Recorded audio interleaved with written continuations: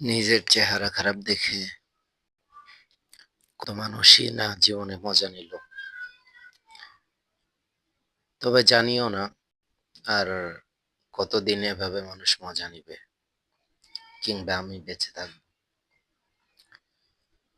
তবে জীবনের উদ্দেশ্য একটাই, যে আমি বেঁচে থাকতে চাই, একটু শান্তি নিয়ে বেঁচে থাকতে চাই। আমি মাঝে অনেক চিন্তা করি যে দুনিয়াতে মানুষ কেন মানুষের জন্য না। সব মানুষকে তো আল্লাহই সৃষ্টি করেছে,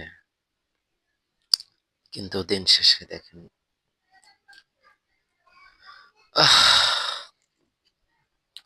কত মানুষ কত মানুষের বিরুদ্ধে আচরণ করে। আসলে মানুষ এমন হবে কেন, আমার প্রশ্ন। ভিন্নতাও তো আসতে পারতো, তাই না? মানুষ মানুষের জন্য হতো, ইসলাম যেভাবে বলে সেভাবে চলতো। আমি বিশ্বাসী প্রত্যেকটা মানুষই শান্তি পাইতো, কনফার্ম।